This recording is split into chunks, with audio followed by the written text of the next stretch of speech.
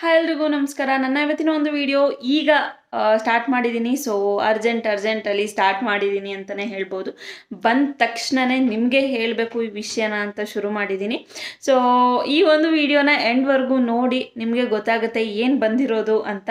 ಅದಕ್ಕಿಂತ ಮುಂಚೆ ನೀವಿನ್ನು ಯಾರು ನನ್ನ ಚಾನಲ್ನ ಸಬ್ಸ್ಕ್ರೈಬ್ ಮಾಡದೆ ನೋಡ್ತಾ ಇದ್ದರೆ ಈ ಕೂಡಲೇ ಹೋಗಿ ಸಬ್ಸ್ಕ್ರೈಬ್ ಮಾಡಿ, ಹಾಗೆ ಪಕ್ಕದಲ್ಲೇ ಕಾಣುವಂತಹ ಬೆಲ್ ಬಟನ್ ಮೇಲೆ ಕ್ಲಿಕ್ ಮಾಡಿ, ಲೈಕ್ ಮಾಡಿ, ಶೇರ್ ಮಾಡಿ, ಕಮೆಂಟ್ ಮೂಲಕ ನಿಮ್ಮ ಅಭಿಪ್ರಾಯಗಳನ್ನ ತಿಳಿಸೋದನ್ನ ಮರಿಬೇಡಿ.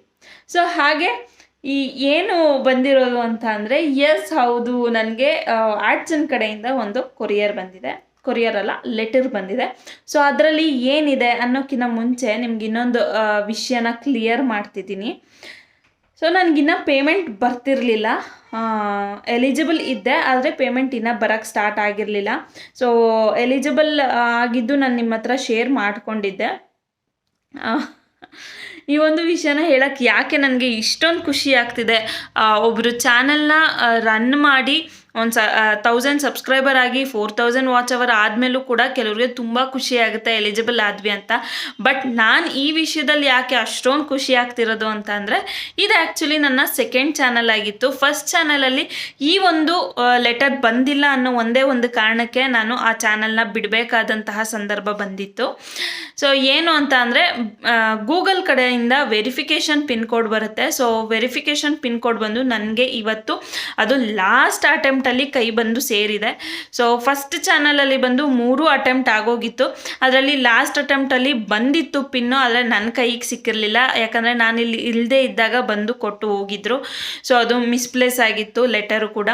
ಸೊ ಹಾಗಾಗಿ ಮತ್ತೆ ಅಪೀಲ್ ಮಾಡಿದಾಗ ಇಲ್ಲ ಅಂತ ಬಂತು. ಸೊ ಈ ಹೊಸ ಒಂದು ಚಾನಲ್ನಲ್ಲಿ ಫಸ್ಟ್ ಅಪೀಲು ಆಗೋಗಿತ್ತು, ಸೆಕೆಂಡ್ ಅಪೀಲು ಆಗಿತ್ತು, third appeal final and last ಅಪೀಲಲ್ಲಿ ಪೋಸ್ಟ್ ಆಫೀಸ್ ಅವರ ಕಾಂಟ್ಯಾಕ್ಟ್ ತಗೊಂಡು ಮಾಡಿ ಇಷ್ಟು ಕಷ್ಟಪಟ್ಟಾದಮೇಲೆ ಈ ಒಂದು ಲೆಟರ್ ಬಂದು ಸೇರಿದೆ.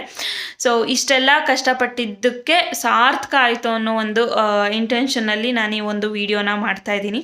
ಅದಕ್ಕಿಂತ ಮುಂಚೆ ಇನ್ನು ಎಲಿಜಿಬಲ್ ಆಗಿದೆ, ಪೇಮೆಂಟು ಕೂಡ ಕ್ಯಾಲ್ಕುಲೇಷನ್ ಆಗಿದೆ. ಈ ಒಂದು ಪಿನ್ ಹಾಕಾದ್ಮೇಲೆ ನಮಗೆ ಪೇಮೆಂಟ್ ಬರೋದು ಅಂತಲೇ ಹೇಳ್ಬೋದು. ಪಿನ್ನೆಲ್ಲ ಹಾಕಾಯಿತು, ನೆನ್ನೆನೇ ಬಂದಿದೆ. ಸೊ ನೆನ್ನೆಯಿಂದ ನನಗೆ ನೆನ್ನೆ ಈವ್ನಿಂಗ್ ಬಂತು 6:30 ಅಷ್ಟರಲ್ಲಿ. ಸೊ ನೆನ್ನೆಯಿಂದ ವಿಡಿಯೋ ಮಾಡಿ ಇಟ್ಕೊಂಡಿರೋದು, ಅದನ್ನ ಹಾಕಲೇಬೇಕು ಅಂತ ಅಷ್ಟು ಕಾತರದಿಂದ ಕಾಯ್ತಾ ಇದ್ದೆ. ತುಂಬ ಜನಕ್ಕೆ ಗೊತ್ತು ನಂದು ಇನ್ನೊಂದು ಚಾನಲ್ಲು ಕೂಡ ಎಷ್ಟೋ ಜನಕ್ಕೆ ಗೊತ್ತಿದೆ. ಸೊ ತುಂಬ ಕ್ವೆಶನ್ಸ್ ಕೇಳ್ತಾ ಇದ್ರಿ, ಅದನ್ನು ಬಿಟ್ಟು ಇದನ್ನು ಯಾಕೆ ಸೆಲೆಕ್ಟ್ ಮಾಡಿದ್ದು ನೀವು ಅಂತ. ಸೊ ಇದೇ ಒಂದು ಕಾರಣಕ್ಕೆ ನಾನು ಈ ಒಂದು ಚಾನಲ್ನ ಸೆಲೆಕ್ಟ್ ಮಾಡಿದ್ದು.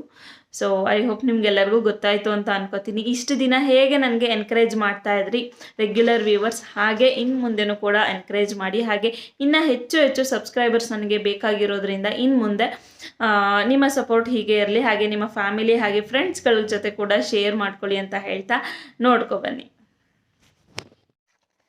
ಸೊ ಫೈನಲಿ ನನ್ನ ಡ್ರೀಮ್ ಬಂದು ಕೈ ಸೇರಿದೆ. ತುಂಬ ದಿನಗಳ ಹಿಂದೆಯಿಂದನೂ ನಾನು ಇದಕ್ಕೋಸ್ಕರ ಟ್ರೈ ಮಾಡ್ತಾ ಇದ್ದೆ. ಇದೇ ಒಂದು